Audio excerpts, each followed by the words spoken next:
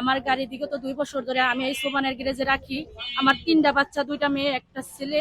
আমার 2টা ছেলে মেয়ে হাফিজি মাদ্রাসায় পড়ে এবং আমার মেয়ে কলেজে পড়ে। ঠিক আছে, আমি অনেক অসহায়ের ভিতরে, আমার হাজবেন্ডের পায়ের সমস্যা, তার ঠান্ডার সমস্যা, সে এই গাড়ি চালাইয়ে যেই টাকা ইনকাম করে ওই টাকাই আমি ঘরে বইয়ে খাই। কিন্তু ও যে এইভাবে কাজ করে গেছে, আমরা এটার একটা সূক্ষ্ম বিচার চাই এবং আমাদের গাড়ি আমাদের কাছে ফেরত চাই। ঠিক আছে, আমাদের গাড়ি আমাদের কাছে ফেরত দেন আপনারা দয়া করে। আমরা যে বাল বাচ্চা নিয়ে খাই, একটু বের হইতে পারি, একটু বাঁচতে পারি, এইটাই আমরা চাই, আর কিছু চাই না আপনাদের কাছে। ঠিক আছে, ও কোথায় আছে, কেমন আছে, কি অবস্থা আমাদের গাড়ি নিয়ে আছে, ও আমাদের গাড়িটি দয়া করে ফেরত দেখ। আমি এটাই চাই, দয়া করে ও আমাদের গাড়িটি ফেরত দেখ, আমরা বাল বাচ্চা নিয়ে একটু বাঁচতে চাই। হ্যাঁ। স্যার আমরা গাড়ি রেখে গেছি, প্রতিদিন যেভাবে রাখি কালকে রাত্রেও রেখে গেছি। রাত্রে গাড়ি রেখে গেছি, সকালবেলা এসে দেখি গাড়ি নাই। যার দায়িত্বে গাড়ি রাখি সে গ্যারেজেই থাকে, গ্যারেজেই খায়, গ্যারেজেই ঘুমায়।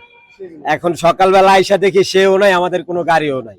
এখন আমাদের আর কি বলা আছে, এখন তো আমরা তো এখন মরার মতন অবস্থা হয়ে গেছে। আমাদের তো এক পর্যায়ে মরার মতোই অবস্থা হয়ে গেছে। সপ্তাহে গেলে কিস্তি, বউ আছে, বাচ্চা আছে, ঘর ভাড়া আছে, আমরা এগুলা করতে পাবো? আমাদের কি কে দিবে স্যার?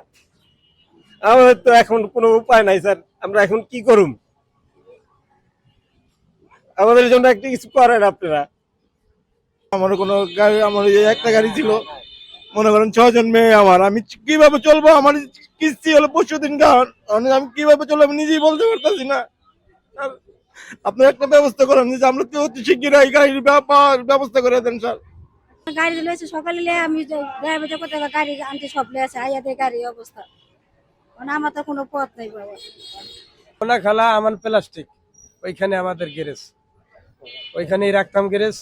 যে ভাই বললো যে আমরা প্রতিদিনের মতো রাইতে রাখি, তা আমরা চালাই সবাই, আমরা যারা গাড়ি রাখি তারা আমরা সবাই রাখি, ওইখানে আমরা দিনের বেলা গাড়ি চালাই, রাইতে চার্জ ওইখানে লাগাই রাখি, পরের দিন আবার সকালে বাইরে যাই। এই আর কি। মালিকের নাম হচ্ছে সোবাহান, যার জায়গায় গাড়ি রাখতাম ওনার নাম হচ্ছে সোবাহান, কিন্তু ওই সোবাহানে আবার আরেকজনের কাছে